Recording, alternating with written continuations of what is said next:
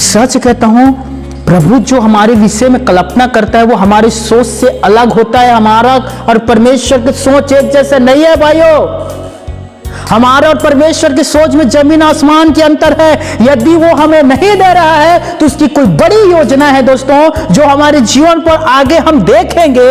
यदि वो हमसे कहता है कि धीरज धर, तो परमेश्वर है जो कुछ बड़ा करने वाला है। इसीलिए वो छोटे चीज नहीं दे रहा है, कुछ बड़ा और महान करने वाला है। जब परमेश्वर ने अब्राहम से प्रतिज्ञा किया, मैं तेरे वंश के द्वारा पृथ्वी के हर एक कुल को आशीष दूंगा, बस तू मेरे आज्ञाकारिता में चल, तू मुझ पर विश्वास कर और तू संदेह ना कर, जो वादा मैंने किया है मैं उसे पूरा करूंगा। आमीन। 75 साल में परमेश्वर ने वादा किया था, 75 से 80 वर्ष हो गया। अब्राहम एक दिन चिंता कर रहा था और वो कह रहा था, मैं 80 साल का हो चुका हूं, मेरे जो पत्नी है वो 70 साल की हो चुकी है, कैसे परमेश्वर हमें बच्चे के आशीष देगा? क्योंकि शारीरिक रूप से अब हम योग्य नहीं है कि हम बच्चों को पैदा कर सके, क्योंकि मेरी पत्नी के जो मानसिक धर्म है वो बंद हो चुका, अब मैं बूढ़ा हो चुका हूं। परमेश्वर अब हमें नहीं लगता कि आप हमें बच्चे देंगे, क्योंकि शारीरिक रूप से अब हम दोनों निर्बल हो चुके हैं, अब हम में कोई भी प्रकार की शक्ति नहीं रह गया है। परमेश्वर आता है, उत्पत्ति 15, परमेश्वर आता है अब्राहम के पास। परमेश्वर अब्राहम के पास आकर कहता है, अब्राहम अपने तंबू से तू बाहर निकल।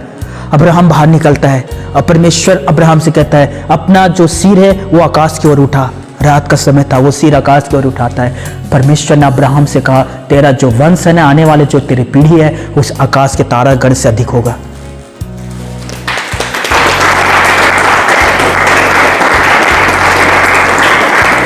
हालेलुया।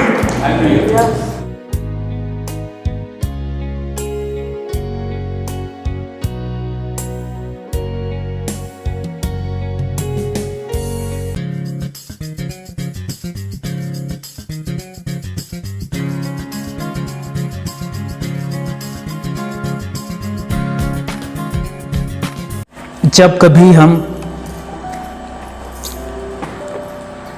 प्रभु यीशु मसीह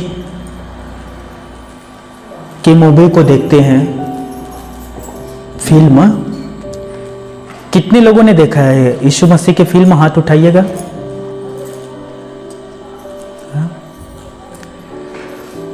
यदि आप नहीं देखे हैं, यूट्यूब पर जाइएगा, गुड न्यूज करके लिखिएगा, आप मिल जाएगा। बहुत सारे यीशु मसीह की फिल्म है। जब हम उस फिल्म को देखते हैं और उसे दर्शाया गया है कि कैसे यीशु मसीह के साथ व्यवहार किया गया था उस समय, वो काल्पनिक है लेकिन सच्ची घटना पर आधारित है। हालेलुया। तो जब हम उस वीडियो को देखते हैं ना दोस्तों, हमारे आंख में आंसू आ जाता है, हमारा हृदय पिघल जाता है। और इतना बुरी तरीके से उसे पीटा गया, मारा गया, पूरे रात उसके साथ बुरे व्यवहार किया गया, जेल के अंदर बंद करके 2 बार उसके मुंह में थूका गया। जो सैनिक थे ना दोस्तों, उसके आंख में पट्टा बांधकर उसके गाल को मारता था और कहता था, अब भविष्यवाणी कर, किसने तुझे मारा? समझ रहे? क्रूर व्यवहार के साथ साथ उसका मजाक उड़ा रहा था। कोई साथ नहीं था। अपने बाइबल पढ़ा है ना, कोई साथ नहीं था। पतरस ने कहा, प्रभु मैं तो तेरे लिए अपना जान भी दे दूंगा। और उसी प्रकार से 11 और चेलों ने कहा था, हम भी आपके लिए जान दे देंगे। यीशु ने कहा, मैं तुमसे सच कहता हूं, मुर्गा बांग नहीं देगा जब तक तू 3 बार मेरा इंकार नहीं करेगा। नहीं प्रभु, हम आपका इंकार कभी नहीं करेंगे, हम तो आपके लिए जान देने के लिए तैयार हैं। समय तो आने दो। प्रभु आपने हमें मछली खिलाया है, आपने हमें रोटी खिलाया है, आपने हमें चंगा किया है, अपने अंधों को आंख खोला है, आपने मुर्दा को जिंदा किया है। आप तो हमारे उद्धार करते हैं, हमारा पालनहार और सृजनहार है। हम आपके लिए अपना जान भी दे देंगे। सबके सब चेलों ने यह कहा दोस्तों। और जैसे ही सैनिक आए यीशु मसीह को पकड़ने के लिए, 12 के 12 चेले, 9 2 11 हो गया। यीशु ढूंढ रहा है। पतरस वो तो गायब है, अंद्रयास वो भी गायब है, मरकुस उस तो बेचारे नंगा भागा था कपड़ा छोड़कर, वो भी गायब है। 12 के 12 चेले अपने अपने जगह भाग गए। दोस्तों सोचिए, इस पृथ्वी पर चेले यीशु के साथ नहीं था, नासरत उनके ऑलरेडी खिलाफ में था, पिता मुंह मोल लिया था क्योंकि वो पाप लेकर क्रूस में चढ़ा था। यीशु मसीह अकेला था क्रूस पर। मेरा बात समझ में आ रहा है आप सभी को? यीशु मसीह कैसा था? अकेला। आज कोई आपका साथ छोड़ दे, आने दे समय बताऊंगा, राइट? कहते कि नहीं, भाई भाई की मदद में आने दे समय मेरा भी नंबर आएगा। हमारी बहन पति से कहता है चलो हमें अब मैके जाना है आपके ससुराल, पति नहीं जाऊं जी अभी, आने दे मेरा भी नंबर तब मैं तुझे बताऊंगी। हम लोग मौका ढूंढते हैं, एक समय आएगा जब हम आपको बताएंगे, और बाकायदा वो समय आता है, वो समय आता भी है, फिर आप भी उन्हें नहीं छोड़ते। मुझे याद है मेरी माँ, मेरे गांव के कुछ लोग आते हैं कुछ सब मदद मांगने के लिए, प्रार्थना करवाने के लिए, तो मम्मी मुझसे कहती है यही है बेटा, यही है, लाठी लेकर यही आया था। समझ पा रहे? यही है क्रूस तोड़ने वाला, यही है। तो मम्मी याद दिलाती है कि यही है। मुझे पता है, मैंने भी वीडियो देखा हूं, मुझे पता है यही है, लेकिन बाइबल क्या कहता है कि तुम भलाई करके बुराई को जीत लो। हालेलुया। यीशु ने क्या किया क्रूस पर? उसने क्या किया क्रूस पर? उसने क्या प्रार्थना किया और उसने हमें क्या सिद्धांत देते हुए गया? दोस्तों क्या प्रार्थना किया था उसने और क्या हमें सिद्धांत दिया? कान खोल कर सुनिए। यीशु ने कहा, हे पिता इन्हें माफ कर, इन तमाम लोगों को माफ कर, जिसने मेरे हाथ पैर में कील ठोके इन्हें माफ कर, जिसने मेरे सिर पर कांटों को मुकुट पहनाकर सरकंडे से डंडे से ठोका है इन्हें माफ कर, जिसने मेरे कपड़ा निकाला है इन्हें माफ कर, जिसने मेरे मुंह पर थूका है इन्हें भी माफ कर, जिसने मुझे 39 कोड़ा मारा है इन्हें भी माफ कर, जिन्होंने मुझे यरूशलेम से मारते मारते इस चट्टान पर लाया है, इस स्थान पर लाया, खोपड़ी की स्थान उस पहाड़ पर, इन्हें माफ कर, इन्हें माफ कर, क्योंकि ये नहीं जानते ये क्या कर रहे हैं।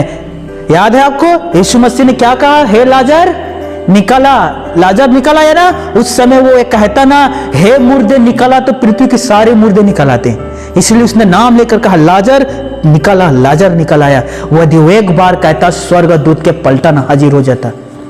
कोई मार सकता था परम पिता प्रभु यीशु मसीह को? कोई छू सकता था यीशु मसीह को?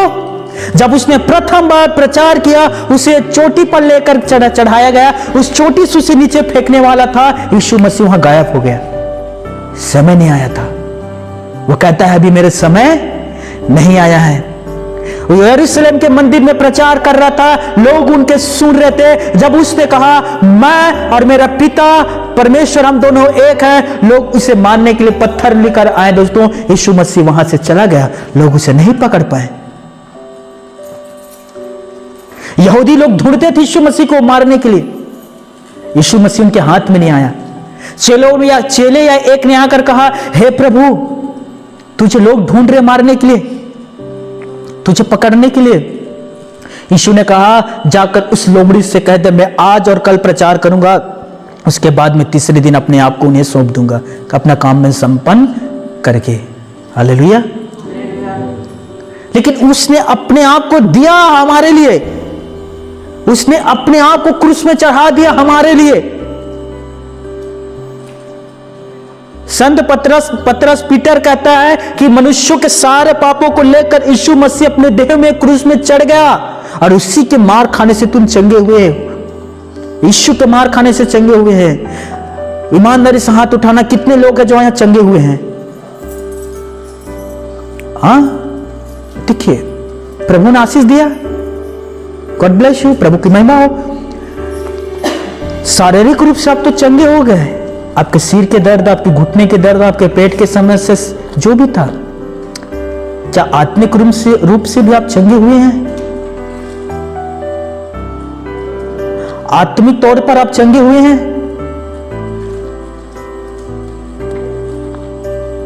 पता है, यही हम लोग मार खा जाते हैं। हमें शारीरिक आशीष तो भरपूरी से चाहिए, खुदा देता भी है, कोई गलत नहीं है मांगना, परमेश्वर दे रहा है, कोई गलत नहीं है मांगना। क्या हम भीतरी रूप से भी चंगे होते हैं दोस्तों? बताइए। शरीर का आपकी बीमारी चला गया, यीशु दूर कर दिया। क्या आपने यीशु से यह भी कहा कि प्रभु मुझे अंदरी रूप से भी चंगा कर, मेरा जो आत्मा है जो बीमार है उसे भी चंगा कर, मेरा आत्मा जो पाप के कारण निर्बल है उसे भी मजबूत कर, मेरा आत्मा जो पाप के कारण डगमगाता है, थरथराता है, लड़खड़ा रहा है, उसे तो स्थिर कर। क्या कभी आपने कहा? कभी आपने कहा मेरे भाइयों और मेरी प्यारी बहनों? कभी भी? 365 दिन हम यही ना दुआ करते, सोना दे दे, चांदी दे दे, रुपया दे दे, पैसा दे दे, सब दे दे प्रभु यीशु के नाम में, आमीन। देखो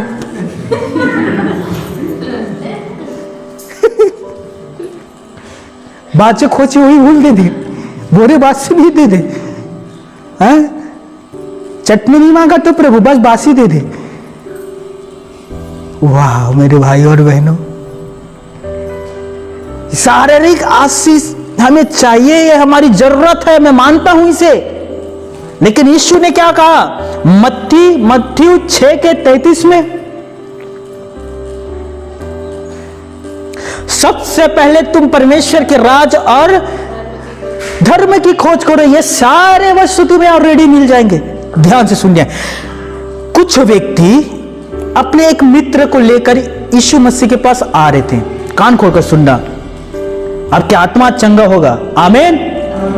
शब्द मारता है और आत्मा जिलाता है।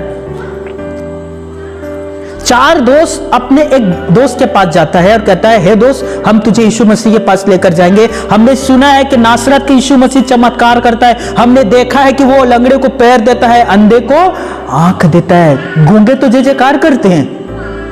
हे दोस्त, हम तुम्हें लेकर जाएंगे यीशु के पास। 4 दोस्त आता है जो लोकवक की बीमारी से पीड़ित था। कान खोलकर सुनना, वो खाट में था।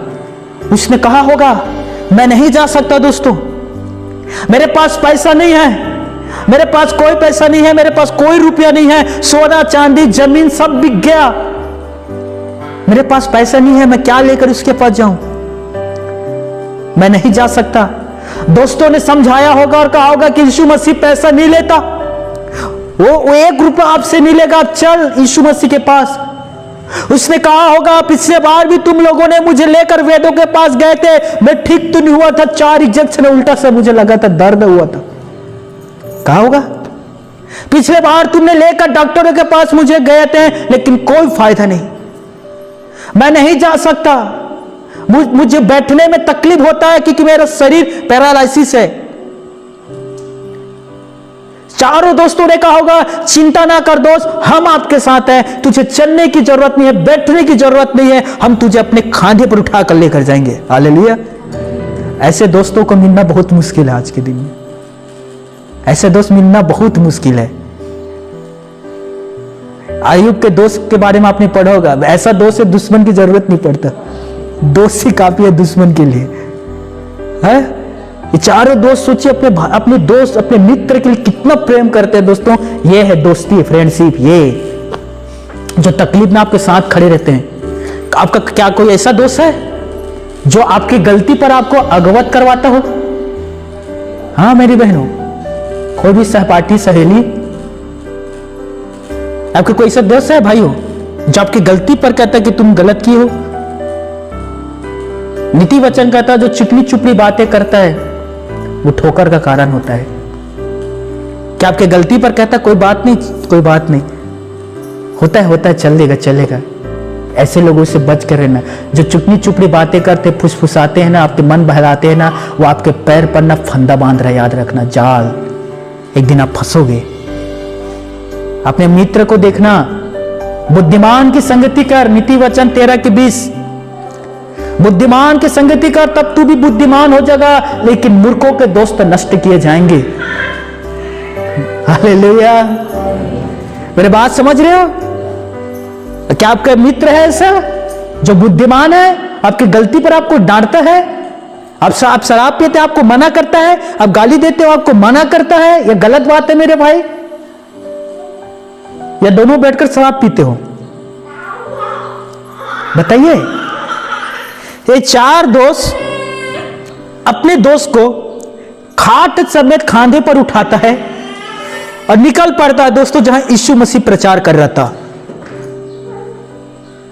अब जब उस घर में पहुंचा जिस घर में यीशु मसीह प्रचार कर रहा था, चारों तरफ लोग ही लोग थे, बीच में यीशु मसीह। ये चारों दोस्त सोच रहे अब कैसे हम यीशु मसीह के पास इसे लेकर जाएं। चारों तरफ लोग ही लोग हैं। वो व्यक्ति जो खाट में पड़ा है बेचारा, वो कह रहा है कहां लाया है, कैसे हम उसके पास जाएंगे, मैं खाट में पड़ा हूं, यहां एक आदमी के जाना मुश्किल है, तो बताओ मुझे और खाट को लेकर तुम कैसे उसके पास जाओगे? चारों दोस्त कहता होगा और विश्वास दिलाता होगा, धीरज धर मेरे भाई, कुछ ना कुछ हम प्लान रास्ता निकालते हैं। Hallelujah, hallelujah. दिमाग सोचिए दोस्तों, मैं सच कहता हूं ऐसा दोस्त हर एक के पास होना चाहिए।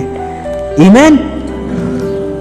चारों दोस्तों ने कहा तू यहां आराम से लेटे रह, नीचे खाट को नीचे में और उसे रख दिया।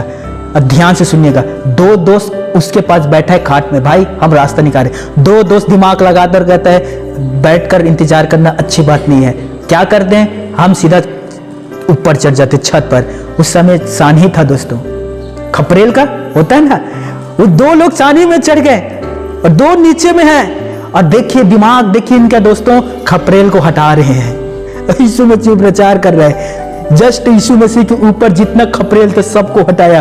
वो कहते हैं ना छत्तीसगढ़ में कार, राइट, उस कार को हटाया होगा, वो बांस का बना हुआ बम्बूल उसे हटाया होगा। सब हटाने के बाद कहता है अब यीशु मसीह दिखाई देने लग गया। रस्सी से उसे ऊपर लाया। सोचिए दोनों दोस्त ऊपर आए, चारों ने खाट के चारों बगल को बांधा होगा, खाट के खुरा होता है ना, उस चारों खुरा को बांधा रस्सी से और बकायदा आराम से नीचे उतार रहे जिसे जरूरत है। 4 तो ऊपर है, जो लोगों से पीड़ित है उसे नीचे उतार रहे और यीशु प्रचार कर रहा। अचानक कोई नीचे आ रहा है, यीशु देखता है ये क्या है। हालेलुया। बाकी लोग कहते होंगे ये तो गलत है, हम लाइन में लगे हुए हैं, ये तो सीधे ऊपर से नीचे लैंड कर रहा है, ये कौन सा बात है, ये हेलीकॉप्टर है। हालेलुया, हेलीकॉप्टर है, सीधे ऊपर से नीचे यीशु मसीह के पास। बहुत सारे यहूदी लोग सुन रहे थे यीशु मसीह का। यीशु ने कहा, ध्यान से सुनिए, यह पहला बार है जब यीशु ने किसी मनुष्य से यह कहा था, कान खोलकर सुनिए। यीशु ने उन्हें जो लोगों पीड़ित था, जो खाट में पड़ा हुआ था, उससे कहा तेरा पाप क्षमा हुआ। हालेलुया। ये नहीं कहा कि तू खाट से उठ और चल फिर, नहीं कहा। यीशु ने कहा तेरा पाप क्षमा हुआ। यीशु जानता था ये इसलिए आज बीमार है, ये इसलिए आज लोगों के बीमारी से पीड़ित है क्योंकि इसने पाप किया था। मेरी बात समझिएगा, आज बहुत सारे लोग इसीलिए बीमारी से पीड़ित हैं क्योंकि वे पाप करते हैं। आज बहुत सारे लोग इसीलिए बीमारी से पीड़ित हैं क्योंकि वो परमेश्वर से दूर होकर पापों में जीवन बिताना उन्हें पसंद है। इसीलिए आज बहुत सारे बहनों के साथ, बहुत सारे जवान लड़कियों के साथ नाना प्रकार की गोपनीय बीमारी आ रहे हैं, धातों के बहना, लहूओं के बहना, और ये लगातार होते चले जा रहे हैं क्योंकि वे लोग गलत तरीके से जीवन व्यतीत कर पा रहे हैं इस पृथ्वी पर। कान खोलकर सुनिए। अब निकालिए आप पवित्र शास्त्र बाइबल से, निकालिए मैथ्यू मत्ती रचित सुसमाचार 9वें अध्याय पहला आयत से पढ़ते हैं, ठीक है। पहला से हम 8 तक पढ़ते हैं ताकि हमें और अच्छे से क्लियर समझ में आएगा। चलिए देखिए, वचन कहता है, फिर वो नाव पर चढ़ कर पार गया और अपने नगर में आया, और देखो कई लोगों के एक रोगी को खाट पर रखकर उसके पास लाए। यीशु ने उनका विश्वास देखकर उस लोगों के रोगी से कहा, हे पुत्र ढाढ़स बांध, तेरे पाप क्षमा हुए। तीसरे आयत, इस पर कई शास्त्रियों ने सोचा यह तो परमेश्वर की निंदा करता है। चौथा, यीशु ने उनके मन की बातें जानकर कहा, तुम लोग अपने अपने मन में बुरा विचार क्यों कर रहे हो। पांचवा आयत, सहज क्या है, यह कहना तेरा पाप क्षमा हुआ, या यह कहना उठ और चल फिर। छठवें, परंतु इसलिए कि तुम जान लो कि मनुष्य के पुत्र को पृथ्वी पर पाप क्षमा करने का अधिकार है, तब उसने लकवे के रोगी से कहा, उठ, अपनी खाट उठा और अपने घर चला जा। सातवां, तब वह उठकर अपने घर चला गया। लोग यह देखकर डर गए और परमेश्वर की महिमा करने लगे, जिसने मनुष्यों को ऐसा अधिकार दिया है। अपना अपना आंख बंद करिए। हे हमारे आसमानी परम पिता परमेश्वर, जो वचन अभी पढ़ा गया है, अपने सुनने वाले हर एक संतान को बहुतायत से आशीष देना पिता परमेश्वर। पिता, आज के वचन के द्वारा तो अपने बच्चों को हृदय पर विराजमान होना और वे अपने आप को जांच परख के अपने अंदर से अपने पापों को वो लोग दूर कर पाए। पवित्र आत्मा जी इनकी सहायता करना, अपने वचन पर आशीष दीजिएगा पिता, यीशु के नाम से मांगता हूं, आमीन। जैसे कि मैं कह रहा था, आप में से हर एक व्यक्ति ने आशीष को चखा है, आप आशीष से भरे हैं, आपने आशीष पाया है। मेरा सवाल है, क्या आप आत्मिक आशीष भी प्राप्त किए हैं? भौतिक सांसारिक वस्तुएं से तो आप भर चुके, क्या आत्मिक आशीष भी आपने पाया है? बताइए। एक पास्टर कहता है, एक व्यक्ति को उसके पास लाया प्रार्थना करने के लिए। वो बेचारा चल फिर नहीं पा रहा था। पास्टर ने प्रार्थना किया, वो चल नहीं रहा था। पास्टर फिर और जोर से प्रार्थना किया, फिर भी वो चल नहीं रहा था। पास्टर गुस्सा हो गया। अब गुस्सा आएगा ना, क्योंकि सारे लोग देख रहे हैं और वो चल नहीं रहा है, बेचारा खाट में व्हील चेयर पर बैठा हुआ है। पास्टर का, हे प्रभु, मूसा के समान, ये क्या है? यदि तुझे ऐसा ही करना था, मुझे चुना क्यों? मेरी इज्जत का सवाल है, इसे चंगा कर। ये अभी उठकर चलने फिर नहीं पाए। मैं कुछ नहीं जानता, बस चंगा होना चाहिए। वो नाराज हो गया।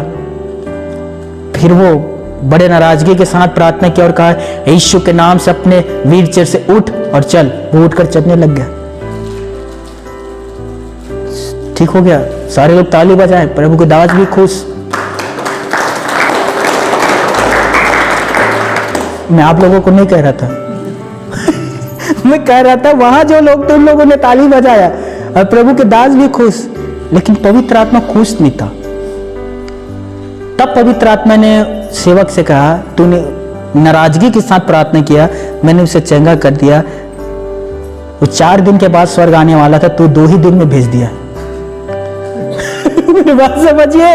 वो जैसी चंगा हुआ, वो दौड़ना शुरू किया। वो सबसे पहले शराब भट्टी गया दारू पीने के लिए। समझ में आ रहा है? दारू पिया 2 दिन तक घुटर घुटर के, इतना दारू पिया, इतना दारू पिया, इतना दारू पिया, लीवर खराब, सीधा मर गया। यदि प्रभु से पैर नहीं देता तो वो दारू पीने जाता। तो प्रभु ने आकर सेवक से कहा, देख अब क्या करेगा। सेवक ने माफी मांगा। आज ये जो मैं बता रहा हूं वो आपका ही हालात है। वो लंगड़ा व्यक्ति और कोई नहीं है, वो हम हैं। हम वही काम करते हैं, हमें प्रभु ये दे, हमें दे। प्रभु को दास से देते, और कब हो ही बताना, कब और हम लग जाते हैं, प्रभु हमें दे, हमें ये चाहिए, हमें ये चाहिए। हम नहीं जानते, हम इधर उधर की बातें, हमें ये चाहिए। हाँ, एकता को दिया, सुनीता को दिया, विनीता को दिया, तो मैंने तेरा क्या बिगाड़ा, मुझे भी दे। राइट? हमें चाहिए प्रभु। मैं सच कहता हूं, प्रभु जो हमारे विषय में कल्पना करता है वो हमारी सोच से अलग होता है। हमारा और परमेश्वर की सोच एक जैसे नहीं है भाइयों। हमारा और परमेश्वर की सोच में जमीन आसमान के अंतर है। यदि वो हमें नहीं दे रहा है तो उसकी कोई बड़ी योजना है दोस्तों, जो हमारे जीवन पर आगे हम देखेंगे। यदि वो हमसे कहता है कि धीरज धर, तो परमेश्वर है जो कुछ बड़ा करने वाला है। इसीलिए वो छोटे चीज नहीं दे रहा है, कुछ बड़ा और महान करने वाला है। जब परमेश्वर ने अब्राहम से प्रतिज्ञा किया, मैं तेरे वंश के द्वारा पृथ्वी के हर एक कुल को आशीष दूंगा, बस तू मेरे आज्ञाकारिता में चल, तू मुझ पर विश्वास कर और तू संदेह ना कर, जो वादा मैंने किया है मैं उसे पूरा करूंगा। आमीन। 75 साल में परमेश्वर ने वादा किया था, 75 से 80 वर्ष हो गया। अब्राहम एक दिन चिंता कर रहा था और वो कह रहा था, मैं 80 साल का हो चुका हूं, मेरे जो पत्नी है वो 70 साल की हो चुकी है, कैसे परमेश्वर हमें बच्चे के आशीष देगा, क्योंकि शारीरिक रूप से अब हम योग्य नहीं है कि हम बच्चों को पैदा कर सके, क्योंकि मेरी पत्नी के जो मानसिक धर्म है वो बंद हो चुका, अब मैं बूढ़ा हो चुका हूं। परमेश्वर अब हमें नहीं लगता कि आप हमें बच्चे देंगे, क्योंकि शारीरिक रूप से अब हम दोनों निर्बल हो चुके हैं, अब हम में कोई भी प्रकार की शक्ति नहीं रह गया है। परमेश्वर आता है, उत्पत्ति 15, परमेश्वर आता है अब्राहम के पास, ध्यान से सुनिएगा, मेरे ख्याल से उत्पत्ति या निर्गमन में है। परमेश्वर अब्राहम के पास आकर कहता है, अब्राहम अपने तंबू से तू बाहर निकल। अब्राहम बाहर निकलता है और परमेश्वर अब्राहम से कहता है, अपना जो सिर है वो आकाश की ओर उठा। रात का समय था, वो सिर आकाश की ओर उठाता है। परमेश्वर ने अब्राहम से कहा, तेरा जो वंश है ना, आने वाले जो तेरी पीढ़ी है, उस आकाश के तारागण से अधिक होगा। यहां ताली बजाओ।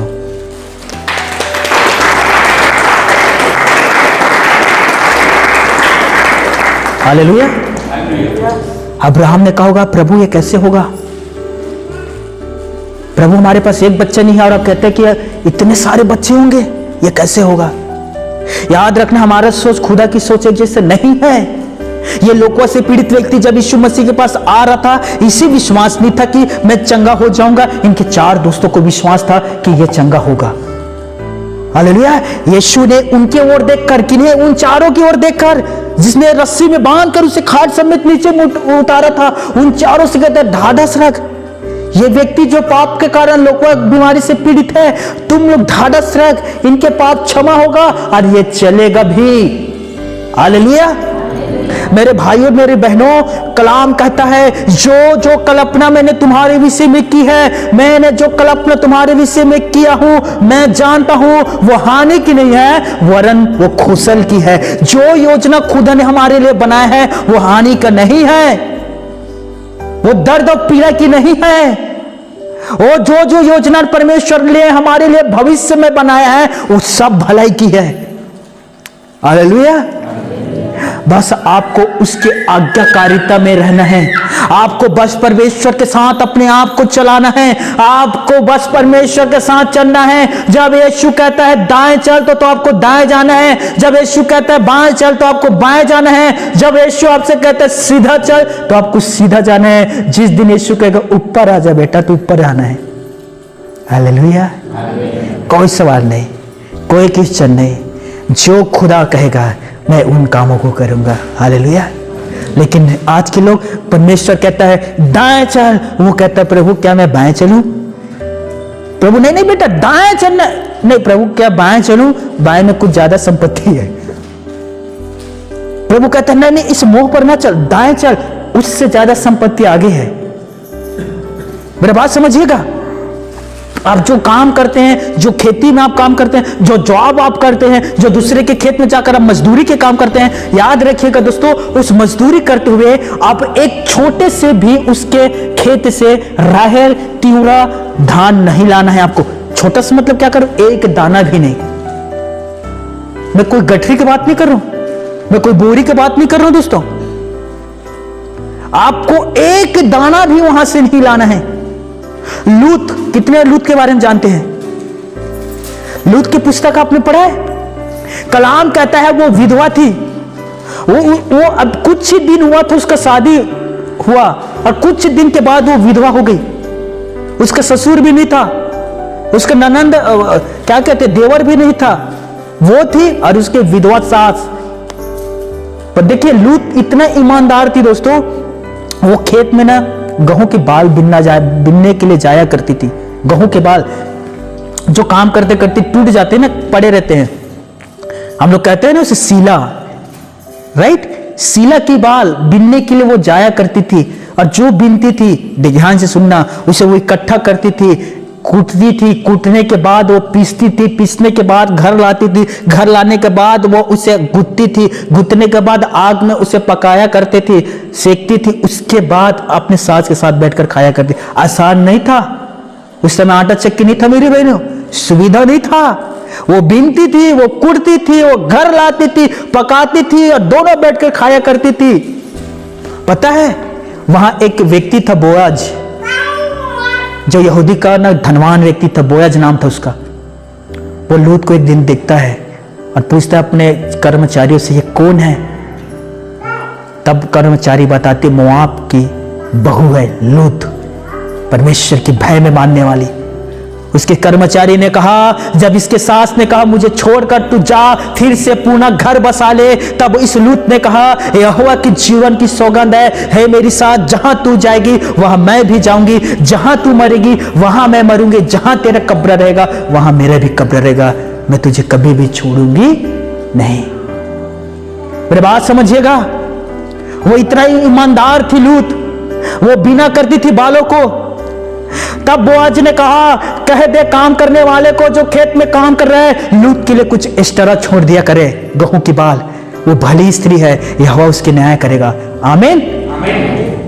अब देखिए दोस्तों, काम यही नहीं रुकता, वो खेतों में काम किया नहीं करती थी, वो बालों को बिना करती थी। और जब आप सभी कभी न कभी खेतों में बाल बिनने के लिए गए होंगे, मैं गया हूं, आप भी गए हैं कि नहीं?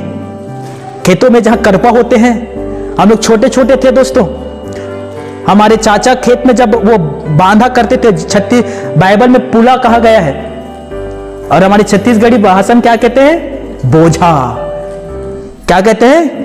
बोझा। बहुत सारे करपों को लेकर एक साथ करके रस्सी में बांधा करते हैं, उसे हम क्या कहते हैं? बोझा। तब हम वहां सीला बिना करते थे, और कभी कभी सीला बिनते बिनते हम करपा से भी कुछ निकाल लेते थे। ईमानदारी से बताने, कितने लोगों ने किया है? हम लोग दूसरे को नहीं लूटते थे, घर को ही लूटते थे। हालेलुया। बड़ा दिमाग था उस समय, हम लोग बच्चे ही थे, लेकिन सीला बिनते बिनते जहां नहीं दिखा तो बाकायदा करबत से कुछ मुठा निकाल कर उसे बगराते थे पहले कि लगे ये सीला है, और उससे हम लोग खुद बगराते थे, फिर उसे उठाते थे, फिर मुठा पर लेकर के अपने उससे चाचा से बाबूजी से कहते, ये देखो हमारा सीला। और वो भी जानता है और कह रहा होगा, छोटा मेरा भी 2 आंख है, मैं देख रहा हूं तू खेत में क्या काम कर रहा है। पर वो नहीं कहता था, कहता था कोई बात नहीं, तुम्हारा ही तो है। आमीन आमीन। अब चोर पकड़ाएगा।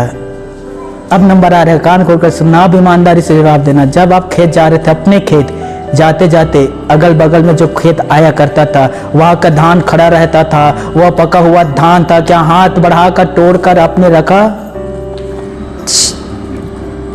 ऐसे? हाँ,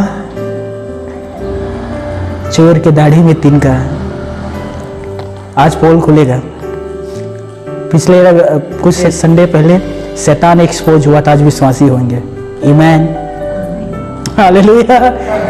मैं जानता हूं ये काम भी आप किए होंगे, उस समय आप प्रभु में नहीं थे, अब आप प्रभु में हैं। मुझे बताइए, जब आप काम करने के लिए जाते हैं, क्या आप कुछ लेकर आते हैं? मैं देखता हूं बहुत सारे बहनें काम करने के लिए जाते हैं, कोई किसी यहाँ चना में काम करने के लिए जाते हैं, बिना पूछे चना ले आएंगे घर। कोई किसी के यहाँ राहेर में जाते हैं काम करने के लिए, राहेर पीटने के लिए आते हैं ना, पीटने के लिए, और उसमें से कुछ लेकर आ जाते हैं अपने ओली में छुपाकर।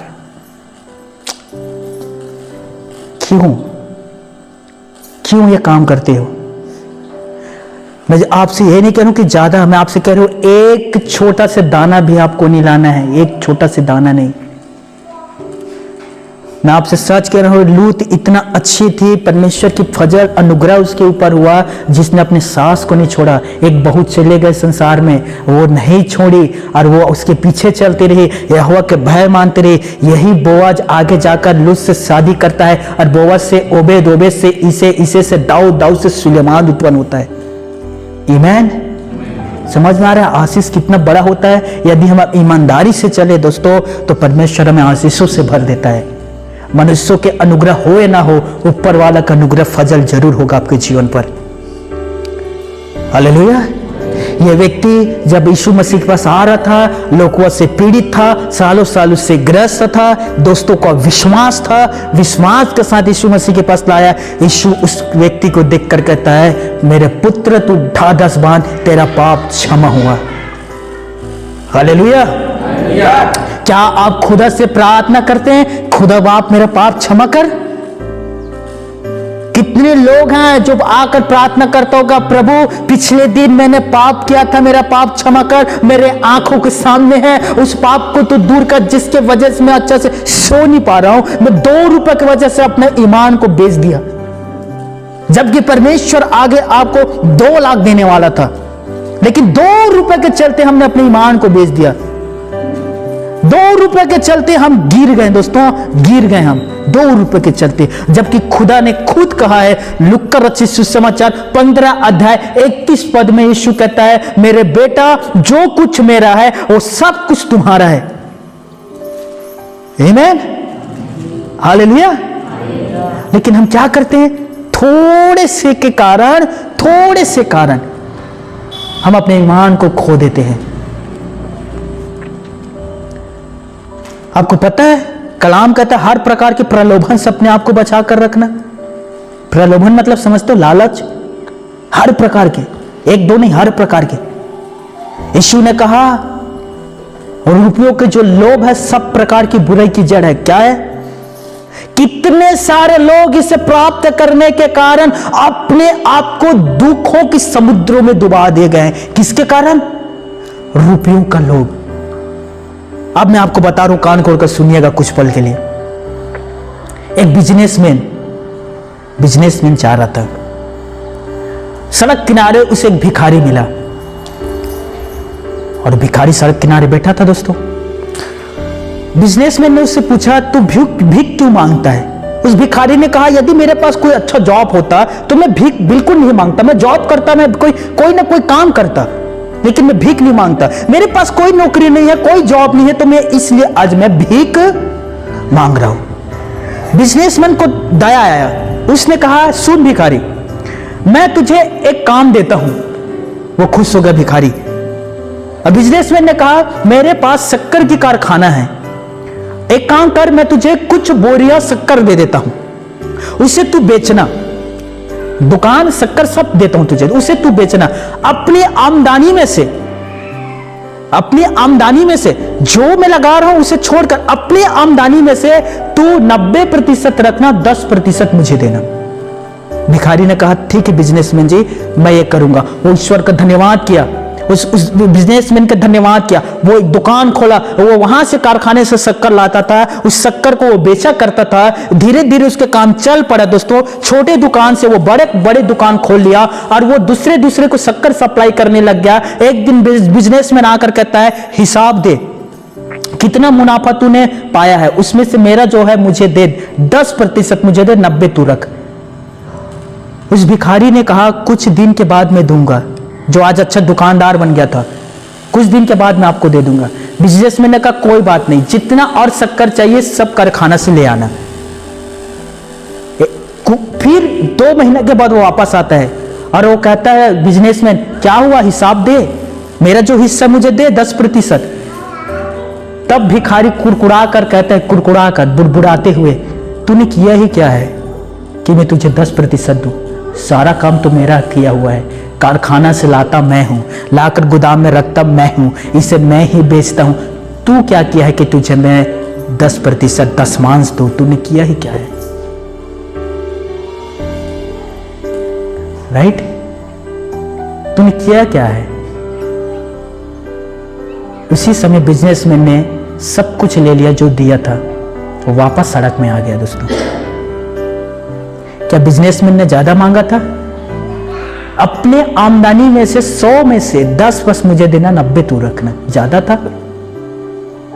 लेकिन इस भिखारी ने क्या कहा, तूने किया ही क्या है?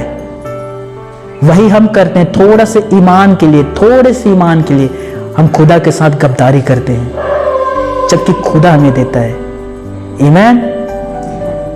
जब 25 रुपए किलो में सरकार धान लिया करता था तब भी हम खुदा को नहीं देते थे। आज वो 31 रुपए में ले रहे हैं तब भी हम खुदा को नहीं दे रहे। कल वो 40 रुपए किलो में धान लेगा फिर भी हम खुदा को नहीं देंगे। क्यों दें? क्योंकि खुदा ने हमारे लिए किया क्या है? हमें कभी भी हमारा प्राण निकल जाएगा मत कहो, हम देंगे, हमारा कलेजा बाहर हो जाएगा। पता है बहुत सारी बीमारी इसी की वजह से है, इसी की वजह से, क्योंकि हम थोड़े से के लिए ना अपने ईमान को डगमगा देते हैं। दोस्तों अब्राहम आशीषित क्यों हुआ? पुराने नियम पढ़िएगा, मैं सच बात कर रहा हूं, पढ़ना। अब्राहम आशीषित क्यों हुआ पता है? अमोर का एक राजा था, अमोर का एक राजा था। अब्राहम युद्ध करके लूत को छुड़ाकर सब संपत्ति को छीनकर आ रहा था। अबीमेलेक नामक एक व्यक्ति उससे मुलाकात किया। ध्यान से सुनने चलिए, मैं इसमें नहीं जाता, अबीमेलेक में किसी दिन बताऊंगा। अमोर के राजा ने कहा अब्राहम से, हे अब्राहम एक काम कर, मनुष्यों को मुझे दे दे, जितना लूट में तू सोना चांदी भेड़ बकरी ऊंट लाया वो सब तू रख ले। अब्राहम ने कहा, यहोवा की जीवन की सौगंध है, ना तो मैं तुझसे एक रस्सी लूंगा और ना ही मैं तुझसे एक पैसा लूंगा कि तू आगे जाकर यह ना कहना कि अब्राहम मेरे वजह से धनी हुआ है। मैं तुझसे एक रस्सी भी नहीं लूंगा, रख तू सोना चांदी भेड़ बकरी ऊंट को। अरे वो यहोवा मेरे साथ है, वो मुझे धनवान बनाएगा। हालेलुया।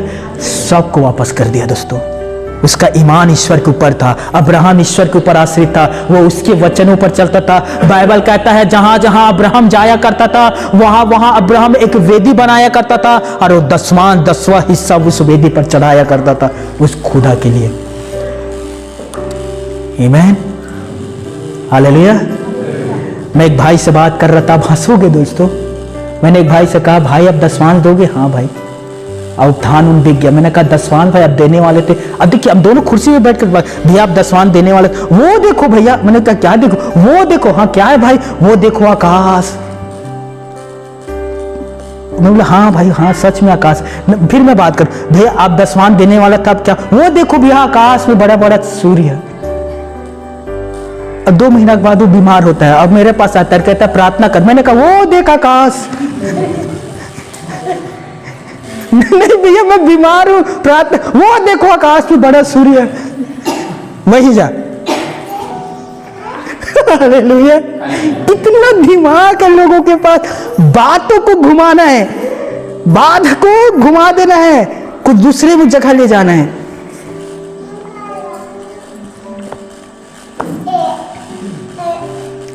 मत किया करो दोस्तों, हमें लालच नहीं है। 2016 से मैं सेवा कर रहा हूं, 23 तक हमारे चर्च के एक भी व्यक्ति 10वां नहीं देते थे, फिर भी चर्च चला करता था। आज कुछ लोग दे रहा, फिर भी चर्च चला रहा है। कल कोई लोग देगा नहीं, फिर भी चर्च चलेगा। अब देने से आपके चर्च नहीं चलता, वो तो एक प्रेम का सबूत है दोस्तों। वो आज्ञाकारिता का एक चिन्ह है कि हम खुदा से दुआ करते हैं, इसलिए हम खुदा से प्रेम करते, इसलिए हम खुदा को देते। इसके अलावा कुछ नहीं है वो। हालेलुया। मैंने एक भाई से कहा, भाई आप 10वां देना कब शुरू करोगे? सरकारी जॉब है, सब कुछ है। कहता भैया इस महीना मेरा सैलरी बढ़ने वाला, अब मैं शुरू करूंगा। 17-18 में किया था, 24 आज भी शुरू नहीं किया है। 5-6 गुना बढ़ गया है, आगे भी शुरू नहीं कर पाएगा। देने वाला लोग परमेश्वर से वाद विवाद नहीं करता, देना है वो दे देते हैं। नहीं देने वाले लोगों के पास हजारों बहाना है। आप 10,000 नहीं दे रहे हैं, 10 रुपए नहीं दे रहे हैं, दूसरी जगह वो 20,000 की जगह 40,000 दोगे, 10 की जगह 200 रुपए देना पड़ेगा आपको। पास्टर अजीत डैनियल ने एक बार कहा था, मैं खुदा के जब 10वां नहीं देता था मुझे अस्थमा हो गया था, अस्थमा, और अस्थमा की इलाज में उससे कई गुना ज्यादा पैसा चला जाता था। जब मैंने खुदा को पास आया, मैंने माफी मांगा, मैं खुदा को देना शुरू किया, और जब मैंने देना शुरू किया मेरे जीवन पर जो अस्थमा था ऑलरेडी चला गया। जो मैं डॉक्टर को देता था आज मैं खुदा को दे रहा हूं। आमीन। हालेलुया। मेरे प्यारे भाइयों और मेरी बहनों, प्लीज मैं आप सभी से कहना चाहता हूं, यदि आप आज्ञाकारिता में जीवन बिताना चाहते हैं, यह स्वाभाविक चीज है, इसे आपको करना ही पड़ेगा। यदि आप इस चीजों को नहीं करते हैं, आपके ऊपर दोष लगेगा और आप खुलकर परमेश्वर के सामने प्रार्थना नहीं कर सकते, नहीं कर सकते, नहीं कर सकते। यूहन्ना के पत्री 3 अध्याय मेरे ख्याल से 22 पद में लिखा होगा, वही 20-21 के बीच में यदि हमारा मन हमें दोष ना दे तो परमेश्वर के सामने बड़ा हुआ होता है, और प्रार्थना में जो कुछ भी हम परमेश्वर से मांगते हैं परमेश्वर हमें देता है, क्योंकि हमारा मन हमें दोष नहीं लगाता। और यदि हमारा मन हमें दोष लगाता है तो हम परमेश्वर के सामने जाकर मांगते हैं और हमें नहीं मिलता, क्योंकि हमारा मन हमें कह रहा है तो आज्ञाकारिता में ही नहीं है, तो तू आशीष के बाद क्यों करता है। वो ठनठनाते हुए झांझ के समान है। मेरी बात समझ रहे हो?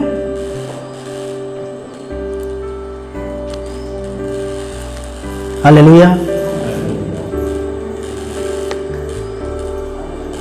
मेरे भाइयों, मेरी प्यारी बहनों, मैं सच कह रहा हूं, मैं भी नहीं देता था।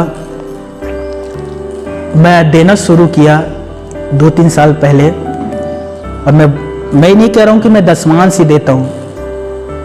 मैं 70%, कभी कभी 80%, तो कभी कभी 90% देता हूं मैं। अभी धान आएगा, मैं भरपूरी से दूंगा, मुझे फर्क नहीं पड़ता। मैं पिछले साल भी दिया था, मैं इस साल भी दूंगा, मैं आने वाले हर साल दूंगा। हालेलुया। उसी का अनुग्रह है कि मैं जब जब गिरता हूं खुदा मुझे उठाता है। शुगर था, चला गया।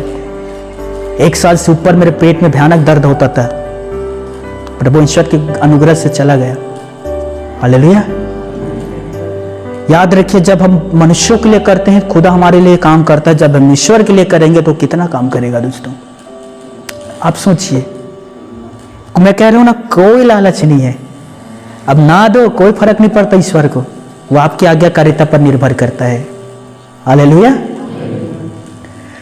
जब ये व्यक्ति आया लोगों से पीड़ित, खुदा ने उसके अंदर को पहले चंगा किया। दोस्तों, वही आपको भी करना है। जब भी आप परमेश्वर से प्रार्थना करते हैं ना, सबसे पहले आप कहा करें, खुदा अंदर से मुझे शिफा दे, मेरे अंदर को साफ कर। वो आपके अंदर को साफ करेगा, आपके अंदर क्लीन हो जाएगा। आप खुदा से ऐसे प्रे करोगे, ऐसे दुआ करोगे, आत्मा से भर जाओगे। वो जो आत्मा है ना दोस्तों, जो पवित्र आत्मा है, जो जलजलाहट के साथ आता है दोस्तों, वो सच कहता है, वो ऐसे प्रकाश फो के समान फट के आपके जीवन पर उजाला लेकर आएगा दोस्तों, कि धर्म आपके पीछे पीछे चलेगा, यहोवा की जो रक्षा है आपके आगे आगे चलेगा। आपके लिए हमें हर एक बंधन को तोड़ देगा, हर एक पहाड़ को आपके सामने से हटा देगा, हर एक संकट को वो दूर कर देगा। दोस्तों, जब आप परमेश्वर से ये दुआ करना शुरू करोगे, खुदा मेरे अंदर को पहले चंगा कर, मेरा बाहर ऑलरेडी चंगा हो जाएगा जब मेरे अंदर चंगा होगा। Hallelujah, hallelujah. अरे यीशु ने क्या कहा? ढाढ़स बांध, तेरा पाप क्षमा हुआ।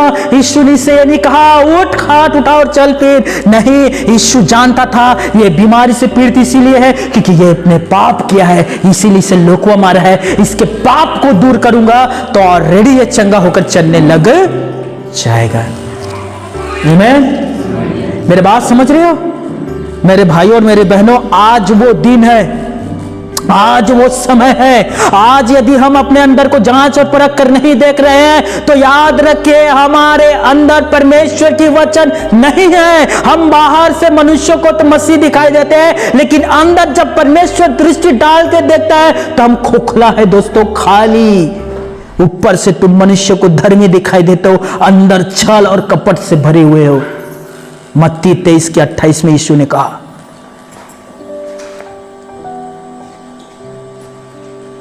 कितना दुख की बात है दोस्तों। यीशु मसीह के पास लोग आया करते थे, यीशु मसीह उनसे प्यार करने के कारण चंगा कर दिया करते थे। लेकिन जब यहूदी याजक लोग आया करते थे, यहूदी याजक कभी भी यीशु के पास आकर यह नहीं कहा करता था प्रभु हम पापी हैं। वो लोग घमंड से कहते थे तुम्हें यह अधिकार किसने दिया? प्रभु ने उनके पाप क्षमा नहीं किया, प्रभु ने उनके गुनाहों को दूर नहीं किया, क्योंकि वे लोग अंदर से ना अपने ईगो से भरे हुए थे। ईगो मतलब समझते हो? सेल्फ रिस्पेक्ट, एकदम कठोर रवैया। हम झुकेंगे नहीं, झुकाएंगे। राइट? अभी मैं पेपर पढ़ रहा था, पेपर, और जब मैं पेपर पढ़ रहा था, मैं पेपर में अभी कोई नया नया फिल्म आया है और उसमें लिखा हुआ था झुकेंगे नहीं। राइट? और ऑलरेडी झुका हुआ है एक तरफ से। मैं पेपर पढ़ता हूं मैं हर दिन, और इतना करोड़ कमाया, इतना करोड़ कमाया, और नाम भी रखा महिला वाला, नाम भी रखा महिला वाला, पुष्पा, और पहले से झुका है और कह रहा है झुकूंगा नहीं। भाई तो ऑलरेडी झुका हुआ है, और कितना झुकेगा, राइट? उसी प्रकार से लोगों के रवैया है, हम झुकेंगे नहीं।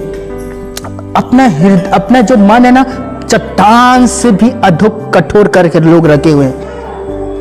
अपने अंदर को जांच परख कर देखो, क्या आपके अंदर यीशु मसीह है? क्या आपके अंदर यीशु मसीह है? क्या आपके अंदर यीशु मसीह के वचन है? यदि नहीं है तो तुम जांच में निकम्मे निकले हो। दूसरा कुरिन्थियों 13 अध्याय 5वें आयत, तुम जांच में निकम्मे निकल चुके हो यदि तुम्हारे अंदर यीशु मसीह और उसका वचन नहीं है तो। मेरे भाइयों और मेरी प्यारी बहनों, आप तो आशीषों से भर चुके हैं, आप तो बहुतायत से आशीष पा चुके हैं। मुझे बताएं क्या आपके आत्मा चंगा हुआ है? मुझे बताएं क्या आपके आत्मा बचाया जा चुका है? मुझे बताएं क्या आपके आत्मा ने उद्धार पा लिया है? बताइए। यूहन्ना रचित सुसमाचार 6वां अध्याय 26 पर यीशु मसीह ने लोगों से कहा, तुम मुझे इसलिए नहीं ढूंढ रहे हो क्योंकि तुम लोगों ने चमत्कार देखा, परंतु तुम मुझे इसलिए ढूंढ रहे हो क्योंकि मैंने तुम्हें रोटी और मांस खिलाया। तब यीशु मसीह कहता है, नाशवान चीजों के लिए परिश्रम ना करो, लेकिन उस चीजों के लिए परिश्रम करो जिसे मनुष्य के पुत्र तुम्हें देगा। लोगों ने कहा, हम जानते हैं हमारे बाप दादाओं ने जंगल में मन्ना खाया और उस मन्ना को मूसा ने उन्हें दिया। यीशु मसीह कहता है, मैं तुमसे सच सच कहता हूं, मूसा ने उस रोटी को नहीं दिया था, उस रोटी को मेरे पिता परमेश्वर ने दिया था। तब यीशु मसीह ने कहा, जीवन की रोटी मैं हूं, मेरे पास आओ, मैं तुम्हें जीवन की रोटी में से खाने के दूंगा। हालेलुया। क्या आप इस चीज के लिए आते हैं यीशु मसीह के पास? क्या आप आते हैं जीवन की रोटी पाने के लिए? क्या आप आते हैं जीवन के जल पाने के लिए यीशु मसीह के पास? यूहन्ना रचित सुसमाचार 6वें 7वें अध्याय 37 पद, जो कोई भी मुझ पर विश्वास करेगा उसके जीवन पर जीवन की जल की स्रोत बह निकलेगा। उसने पवित्र आत्मा के विषय में कहा था। दोस्तों, क्या पाना चाहते हैं? मुझे ना बहुत दुख लगता है आज विश्वासी के व्यवहार चरित्र देखकर, और वो दुख इसलिए लगता है कि हम परमेश्वर से मांगते हैं, बहुत कुछ मांगते हैं, और वो सब चीज हमारे शरीर से जुड़ा हुआ रहता है, लेकिन आत्मा से जुड़ा हुआ नहीं रहता। ये दे देना प्रभु, वो भी देना प्रभु। मैं बार बार कहता हूं, मांगो तुम्हें दिया जाएगा, मांगो मांगो मांगो, कोई गलत नहीं है। लेकिन मैं ये भी कहता हूं, आत्मा के लिए भी तो परिश्रम करो, आत्मा के लिए भी तो परमेश्वर से मांगो। हम उस चीज के लिए क्यों नहीं मांगते ईश्वर से? हालेलुया। अभी मैं यहां प्रश्न करता हूं और मैं कहता हूं, कितने लोग हैं जो पाप से हमेशा के लिए आजाद हो गए? लिख लीजिए, आधा से कम लोगों का हाथ उठेगा। आधा से कम लोगों का। क्या लगता है गेश्वर वर्मा का प्रभु अलग है, तुम्हारा प्रभु अलग है? हाँ, क्या लगता है दोस्तों, परमेश्वर जो मेरे जीवन पर अद्भुत कार्य करता है, आपके जीवन पर कार्य नहीं करेगा? बताइए ना। चलिए आप सब मेरे जैसे हो जाओ शारीरिक रूप में, आप भी आ जाइए खाट में, आप भी अगेश्वर वर्मा बन जाओगे, बनोगे? बनिए ना, कौन रोक रहा है आपको? यीशु ने कहा ना, तुम्हारे आंख ठोकर खिला निकाल कर फेंक दो, कहा कि नहीं? सुनिए कि नहीं? यदि तुम्हारा पेट ठोकर खिलाता है, निकाल कर फेंक दो। क्या आप फेंकते हैं मेरी बहनों? कभी आपने किया ये काम? इसका अर्थ क्या था? यदि तुम्हारे आंख अश्लील चीजों को देखते निकाल कर फेंक दो, यदि तुम्हारे आंख गंदे वीडियो को देखते निकाल कर फेंक दो, यदि तुम्हारे आंख में वासना भरे और लड़की को तू वासना के रूप में देखते निकाल के फेंक दो, अर्थात उन बुरी नजर को फेंको। इसका अर्थ है कि उस व्यवहार को अपने आंख से निकाल कर फेंको। क्या आप फेंकते हैं? यदि तुम्हारा पैर ठोकर खिलाता है, काट कर फेंक दो। इससे अच्छा है कि तू बिना पैर का स्वर्ग में प्रवेश करे, वहां पैर आपको मिल जाएगा। क्या आप ये करते हैं? हाँ, ऐसा ना हो कि पैर रहते हुए तू नरक में डाला जाए, इससे अच्छा बिना पैर के तू स्वर्ग में प्रवेश करे। हालेलुया। क्या आप ये काम करते हो दोस्तों?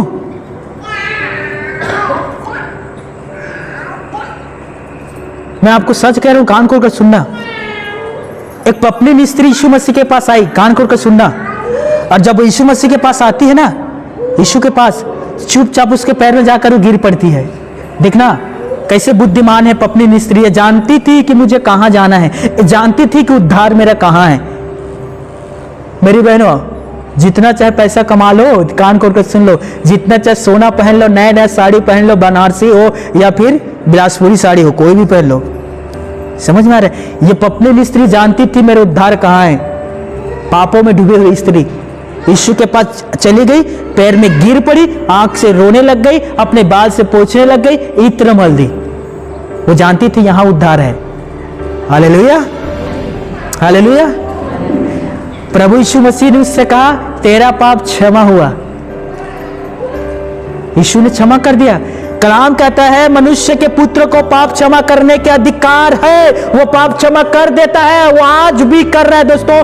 बस हमें यीशु के पास आना है। याद रख लीजिए, यीशु के पास आना है। कम टू जीसस लॉर्ड, यीशु के पास आपको आना है, वही आपका पाप क्षमा होगा, वही उद्धार है। यीशु के पैर में जन्नत है। मरियम मगदलिनी जानती थी कि यीशु के पैर में जन्नत है, उसके पैर के पास बैठकर वो सुना करती थी प्रचार, लेकिन मार्था जानती थी, वो कामों में उलझी पड़ी हुई थी। वो यीशु के पास आकर कहती है प्रभु तुझे कुछ चिंता नहीं, मैं काम करते करते थक गई हूं। मरियम से कहा कि उठकर वो आकर मेरे लिए मदद करे और आपके लिए हम खाना पकाएंगे। यीशु ने कहा इसने उत्तम स्थान को चुन लिया है, जो कोई भी उससे अलग नहीं कर सकता। हालेलुया। मेरे भाइयों, मेरी प्यारी बहनों, आप क्यों ये बात नहीं समझ रहे हो?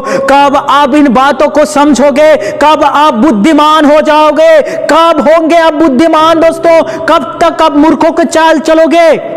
बाइबल कहता है नीति वचन बुद्धि सड़कों पर प्रचार करती है, बुद्धि चौराहों पर प्रचार करती है, बुद्धि घरों में प्रचार करती है। और बुद्धि कहता है हे मूर्खों, कब तक अपने मूर्खोपन में पड़े रहोगे? हे निर्बुद्धियों, कब तक अपने निर्बुद्धि मन में पड़े रहोगे? हे गंदे काम करने वालों, कब तक अपने गंदे काम करने हुए में पड़े रहोगे? मेरे वचन सुनो और मन फिराओ और उद्धार को प्राप्त करो। हालेलुया। कब आप फिरोगे? बताइए। शुक्रिया। कब? आज भी, अभी भी देखिए कितने सारे लोग मूर्खता पान कर रहे हैं, अभी भी बैठे बैठे। शर्म आता है क्या? क्या परमेश्वर से आप शकल कैसे मिलाओगे? हाँ, कैसे मिलाओगे परमेश्वर से शकल? पता है बाइबल क्या कहते हैं? यहोवा जल उठाने और जलन रखने वाला खुदा है। अब्राहम ने एक गलती किया था, वो होम बलि चढ़ा रहा था ना, तो उसने एक गलती किया था, कबूतर और ना एक और चीज पंडुकियों को उड़ा दिया। परमेश्वर के क्रोध भड़का और कहा कि 430 साल तक तेरा वंश ना गुलाम रहेंगे। मिस्र में 430 साल तक गुलाम थे। एक कारण था, क्या था पता है? कबूतर को उड़ा दिया था, जिसे उसे होम बलि करना था। कितना साल भोगना पड़ा? 430 साल तक। आज भी कुछ लोग घर में देखिए, चर्च मोबाइल बगल में रखे हैं, सामने रखे हैं। शर्म आता है? आता है? कब बुद्धिमान बनोगे? आज बुरे व्यवहार आप चर्च में कर रहे हो, जब खुदा के प्रति आपके व्यवहार इतना घटिया है, तो आप घर में अच्छा वफादार रहोगे? आप तो अभी ईश्वर को धोखा दे रहे हो। तो पता नहीं, घर में तो छानबीन तो छोड़ दो, हर एक के जीवन पर होरा पूंजोगे, आगे जला जला के फूक फूक के। कब बुद्धिमान बनोगे? मजाक लगता है? आइए 1 घंटे यहां आकर प्रचार करिए। पता है परमेश्वर के जो वचन है कितना इंपॉर्टेंट है, कितना महत्वपूर्ण रखता है परमेश्वर के वचन। नीति वचन तेरा के तेरा, जो मेरे वचन को तुच्छ जानता है वो मर जाता है, नष्ट हो जाता है। बुद्धिमान का वचन, जो बुद्धिमान का वचन है वो जीवन की स्रोता है। उसके द्वारा लोग जीवन पाते हैं। बुद्धिमान का वचन, विश्वास आता है सुनने से, सुनना मसीह के वचन से। जिसका कान हो वह सुन ले। यह बात 2 बार नहीं, यह बार बार रिपीट किया यीशु मसीह ने। जिसका कान हो वह सुन ले। आत्मा कलीसिया से क्या कहता है? सुन ले, सुन ले, सुनो भैरवपनो, सुनो। मैं तो उबालते हुए खोलते हुए तेल को ना तुम्हारे कानों में डालूंगा, यहां डालूंगा, यहां से निकलेगा। फिर यहां के ना करते रहना, कोई फर्क नहीं पड़ेगा। भैरा है प्रभु, भैरा है, छोड़ दे इन्हें। भैरा लोग ऐसे नहीं करते। कम से कम भैरा लोग ना सुनते हैं, कान लगा। जो कम सुनते हैं ना, वो ज्यादा कान टेढ़ के सुनते हैं। मुरवारे में बुराई थोड़ी कर रहे थे, मैं सच कह रहा हूं। जो भैरे लोग होते ना, वो कान टेढ़ के सुनते रहते, बुराई थोड़ी कर रहे हैं। हाँ, बुराई थोड़ी कर रहे हैं। मैं दुआ करूंगा ऐसे मूर्ख लोगों को खुदा बाप तो जल्द से जल्द भैरा बना दे। मैं कह रहा हूं, मैं दिल से दुआ कर रहा हूं, खुदा ऐसे लोगों को जो ना मतलबी है ना, जो परमेश्वर आपका तिरस्कार करता, सबको भैरव और अंधा बना दे। तब उन्हें जीवन के बारे में समझ में आएगा। वो हर एक व्यक्ति नरक में जाएगा जो खुदा के वचन के साथ छेड़छाड़ किया, याद रख लेना। वो हर एक व्यक्ति नरक में वश में होंगे जो खुदा के साथ वचन के साथ छेड़छाड़ करते हैं। जलेगा उसका हर एक देह।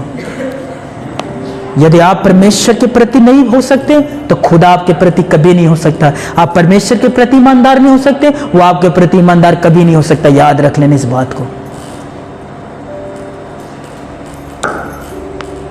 और लोग कहते हैं हम आशीष क्यों नहीं पाते, ऐसे लोग आशीष पाएंगे। चलिए मैं अपने जीवन के बता रहा हूं, फिर खत्म करूंगा। जब मैं एजी चर्च में जाया करता था ना, मेरे पास माइक्रोफोन एक मोबाइल था, बहुत पुराना मोबाइल, 2015-14 के पास मेरे पास था वो। मैं हर दिन चर्च जाया करता था। ध्यान से सुनना, दूसरे लाइन पर मैं बैठा करता था। 8 बजे मीटिंग होता था, मैं 7:30 बजे चर्च पहुंचता था, आधा घंटा पहले। और जाकर मैं बैठता करता था वहां। जब मैं वहां बैठा करता था, कान खोलकर सुनिए, पास्टर अजीत डैनियल सर का हर एक प्रचार जो वो करता था, एवरीथिंग, हर एक प्रचार जो वो प्रचार करता था, मुझसे ऑडियो रिकॉर्डिंग करता था, ऑडियो रिकॉर्डिंग। और रिकॉर्डिंग करने के बाद मैं सप्ताह के बीच में उस वचन को फिर से सुना करता था। मुझे बहुत ज्यादा प्यार था वचन सुनने में, बहुत ज्यादा। 1.5 घंटा लगभग प्रचार किया करता था, मुझे पता नहीं चलता था ये 1.5 घंटा कैसे निकल गए। लगता था अभी प्रचार आरंभ किया, कैसे चला गया। ये होता है लालसा, ये होता है प्रेम। कलाम कहता है पतरस, दूध पीते बच्चों के समान तुम वचन की लालसा करो। दूध पीते बच्चे के समान, दूध पीते बच्चे जो होते हैं उसे बार बार दूध की आवश्यकता पड़ता है, बार बार उसे दूध चाहिए होता है। उसी प्रकार से लालसा करो दूध पीते बच्चों के समान। आइए मूर्खतापन छोड़ दो, नहीं तो वो दिन दूर नहीं है कि यहोवा की जो आग है सीधा आपके ऊपर उतरेगा। आशीष वाला आग नहीं, भस्म करने वाला आग। जल भूंज कर राख हो जाओगे, सदोम अमोरा के समान अस्तित्व ही नहीं रह जाएगा। मजाक नहीं है परमेश्वर के कलाम। आजकल मैं देखता हूँ बहुत सारे चर्च में मैं जाता भी हूं तो देखता हूँ प्रचार चल रहे, कोई इधर घूम रहा है, कोई उधर घूम रहा है। कोई मजाक होता है दोस्तों? अब देखना है नेशनल इंटरनेशनल का जब प्रचार होता है, लाखों लोग बैठे रहते हैं, बड़े ध्यान से सुनते रहते हैं, पेन रखे रहते हैं, बाकायदा लिखते रहते हैं और उन लोग ईश्वर को धन्यवाद देते हैं। जॉस मेयर, टीबी जोशुआ, देखना इनके जाकर मिनिस्ट्री को। कब इन चीजों में आप बुद्धिमान होंगे दोस्तों, कब बताइए? चलिए मेरा एक सवाल है, मैं थोड़ा कलाम से हट रहा हूं, समाप्ति भी समय आ गया। मेरा एक सवाल है, कौन बड़ा, मोबाइल या ईश्वर? बताइए कौन बड़ा, मोबाइल या ईश्वर? मुंह खोलकर बोलिए और जोर से। कौन बड़ा है, मोबाइल या ईश्वर? तो फिर आप तो ईश्वर को छोटा बना दिया, मोबाइल को बड़ा बना दिया। चलते प्रचार में मोबाइल चलाना, बाप रे बाप। हाँ, अब तो आपकी नजर में ईश्वर छोटा है, एक आपका एप्पल फोन में बड़ा है। जिन दिन नरक स्वर्ग जाओगे या नरक में मोबाइल को लेकर जाना, वहां भी चलाना, वहां वाईफाई की भी जरूरत नहीं पड़ेगा। हाँ, कहना स्वर्गदूत आएगा, स्वर्गदूत वेट कर, मोबाइल भी लेकर जाता हूं। कौन बड़ा है, मोबाइल या ईश्वर? तो फिर मोबाइल को तवज्जो क्यों देना? अरे विश्वासी को छोड़ दो, आजकल पास्टर लोग बेड़ा गर्क करके रखे हैं। मजाक नहीं कर रहा हूं।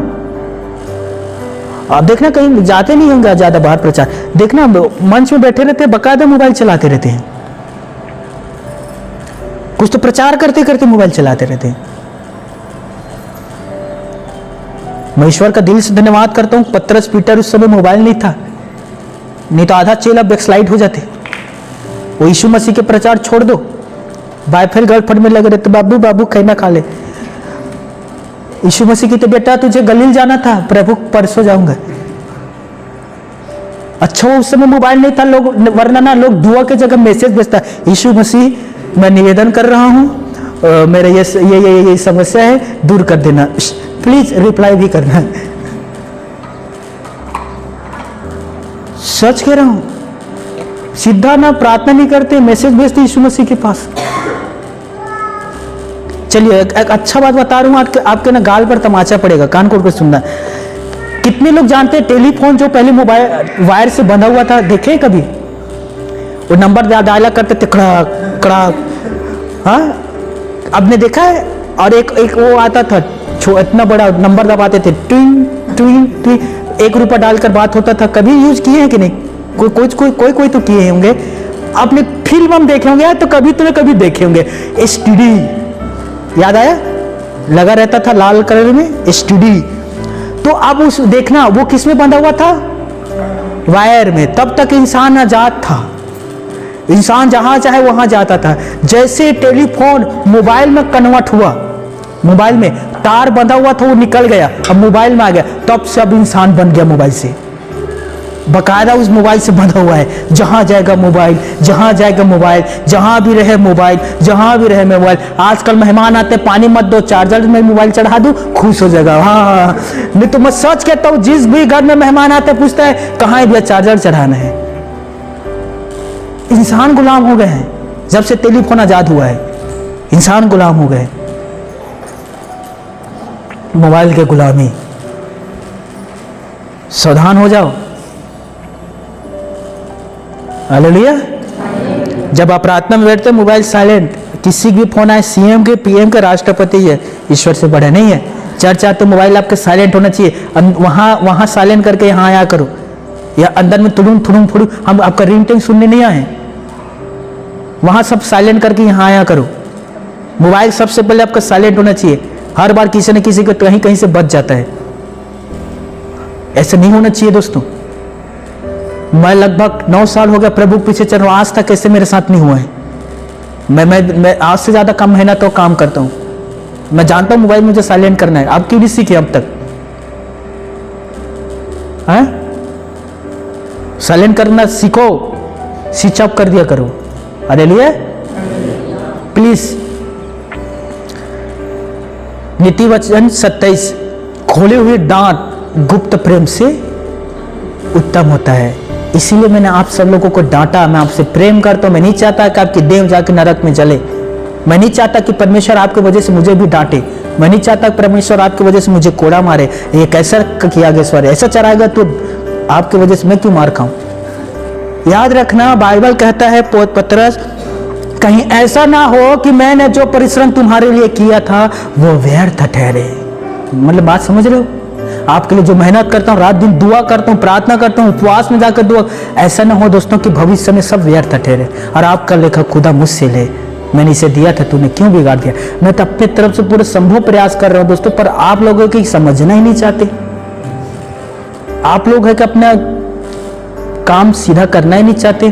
जैसे कुत्ता का दुम टेढ़ी के टेढ़ी रहते हैं, उसी प्रकार से टेढ़ी चाल चलना चाहते हैं। मैं कहता हूँ चलो बच्ची समझ जाएगा, चलो बच्चे समझ, पर कब बताओ ना, कब आप बुद्धिमान बनोगे? बिल्ली के गले में घंटा बांधोगे? कब बनोगे बताइए ना।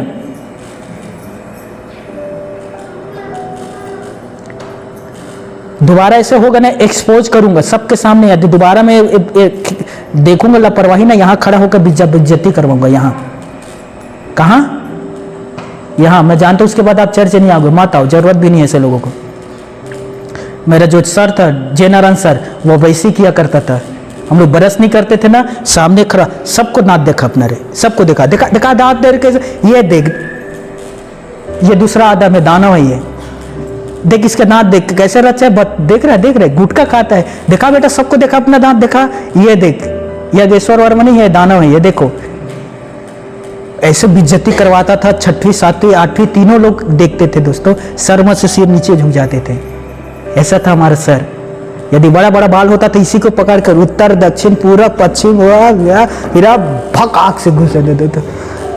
तो हम लोग ऐसे बाल छोटे रखते थे कि हाथ में ना आए, सबके सामने बेइज्जती करवाता था, मजाक नहीं। और हमारे जो नाभि होते ना, नाभि बोर्री बोलते छत्तीसगढ़ी में, ऐसा वो पकड़ता था, ऐसे ऐसे हिलाता था, बकायदा नाखून या नाखून का, हाँ कटा है ना, हाँ नहीं तो फिर ना दीवार में रखड़वाता था, चल रखोड़ बेटा इसमें, ये देखे चुड़ैल है, चुड़ैल देख कैसे अच्छा से रखोड़ेगा, रखोड़ बेटा इसमें, सर पिरा दर्द करते नाखून, कुछ बात नहीं, पूरा रखोड़ जब तक पूरे निकल ना जाए, रखोड़, समझ में आ रहा है? दीवार में भैया इतना खतरनाक था।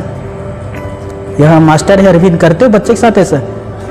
हाँ, वायलेंस में अंदर चले जाओगे अब, उस समय के बाद अलग था।